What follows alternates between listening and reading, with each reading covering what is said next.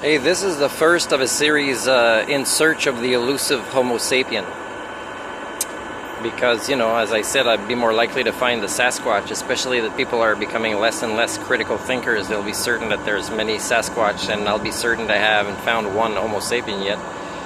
And in future vlogs, I'll be describing how I would find them, how I would know, and it's based on the definition of a sentience and sapience, reflected in consistent behaviors without, you know, feeling forced to act like they're being recorded or something.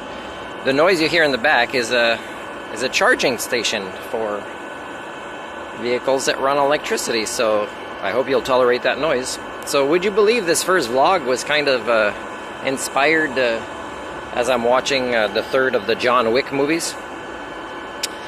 Here, I'm going to read a few things I wrote when I was watching it.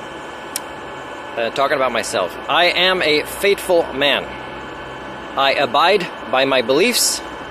I honor my social contracts. And when I appear not to have, I possess the data to prove that the contract had already been violated by another. This is the commerce of relationships that has existed in nature long before our species ever existed on this planet. I write this because in John Wick, you know, they often say, hey, those are the rules. Without rules, we're no better than the animals, when in fact the animals are much better than our species at following the rules of nature, which, you know, we can't escape. So it's kind of weird that we kind of easily convince ourselves that you know, what the characters do in this movie is really above the animals, right? Because it's more animalistic behaviors than, you know, predators that only eat meat. So it's kind of ridiculous that we believe this about ourselves. So the commerce of relationships, right? If somebody builds a reputation in a community and they have work of quality, then, you know, and they keep their promise and they honor their agreements, well, that's the basic form of economics. It has nothing to do with money or things like that, or taxes or unions or associations or contracts or diplomas. And that's existed before our species successfully on this planet.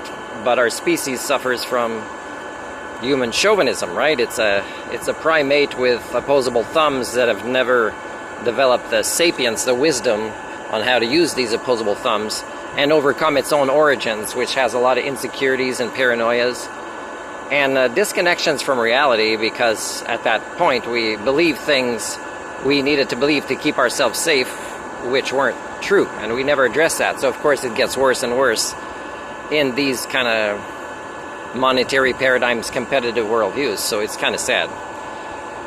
So I'm saying in my next note, money, unions, certificates, diplomas, probation periods, and or professional associations are kind of in opposition to this basic commerce of relationships.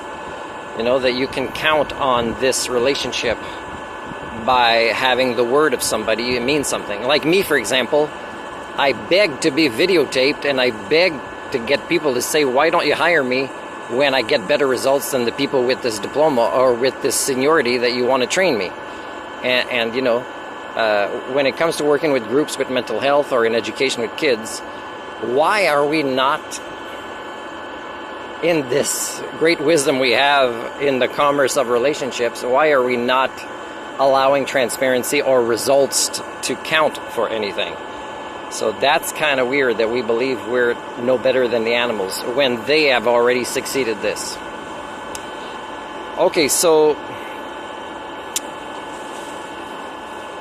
these things I mentioned are not required for the concept to exist successfully, but only individuals who can demonstrate results as per their social contacts. So when there's congruence, and it's consistent, that is really the value of a person. You know, it's not a diploma, it's not how big their office is, not what their role is in a dysfunctional society. You know, the higher the role, the more dysfunctional the society, the less I would say you would take that person seriously. So in the way, John Wick and those in that type of franchise movie, the characters, they're no better than the animals they claim to be better than. So this is my introduction. This is my number one to In Search of the Elusive Homo sapien. And in the next one, I will define sentience and tell you what those kind of behaviors would look like among people primates as a majority, and sapiens. And you'll be shocked because I'll make them related to current affairs, and you'll see that's right, we don't act like that at all.